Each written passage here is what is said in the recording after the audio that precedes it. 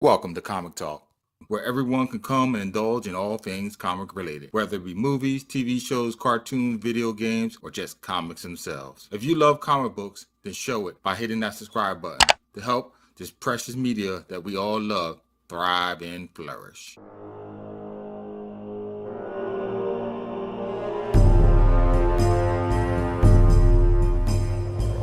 Red Hook, Brooklyn. Sometime before midnight, snow drifts blanket the local pier's landscape, obstructing any view from it and the million-plus citizens that inhabit the dense, overcrowded city of New York that the docks fringe upon.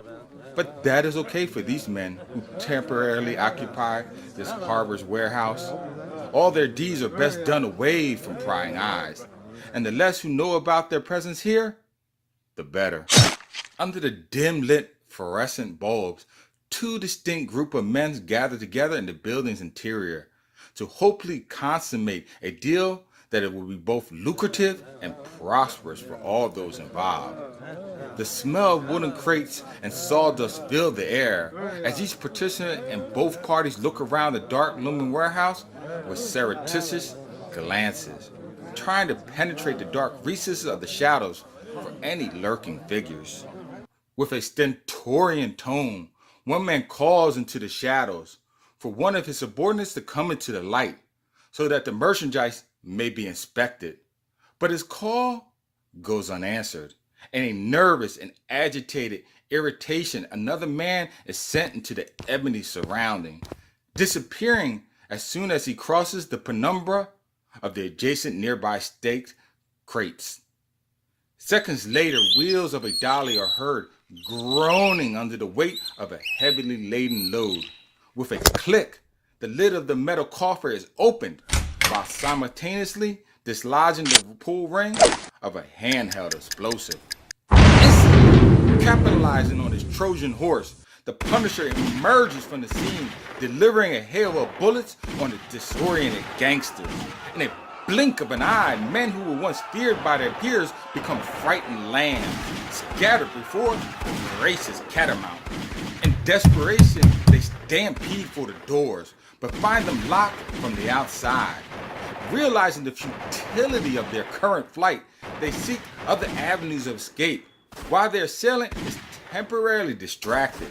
But no egress for fight has been left unobstructed, and no enclave of refuge has eluded the Punisher's notice. Gathering their steel, the Chernaean mobsters release a volley of fire into the warehouse, and are answered in return by a ballad of lead. Desperate for salvation, one thug grabs the handles of the weapon's coffer and pays the cost with his life.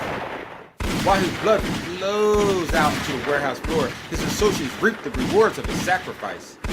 Now, with the state-of-the-art weaponry, their mettle is renewed. With haste, they exit their once edifice of slaughter and empty into the snow-covered night. Quickly, the cargo is loaded into the moored skiff as an explosion rocks the docks. What emerges out of the flames is the harbinger of death. Castle looks on as the two men make their way to the nearby freighter. No sound in the night air except for the warehouse flames and the waning of the skiff's motor. With a sardonic smile, Frank looks on as the Chernaean men finally breathe a sigh of relief. But their feelings of exultation as they abruptly find out too soon. The behemoth freightliner now groans a monstrous howl as it takes on water. In the backdrop of fire and frost, Castle makes his way back to a deserted alley where he has hidden his panel band. But something isn't right. In a steady, controlled movement, Castle swings open the back doors, and what he finds within is a S.H.I.E.L.D. agent that is all out of options. It seems that S.H.I.E.L.D. has fallen on tough times, and just about all its agents have been compromised.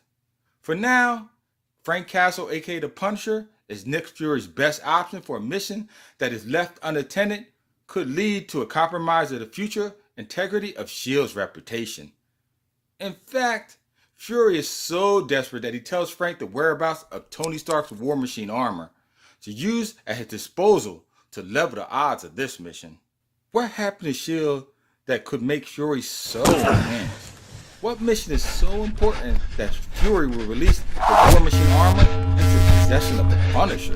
And if the mission is completed, will the Punisher simply just release the armor back into the hands of Fury after he has tasted all that power? Find out this and others in this first volume of Punisher War Machine story arc, collection of the Punisher series, issues 218 to 223.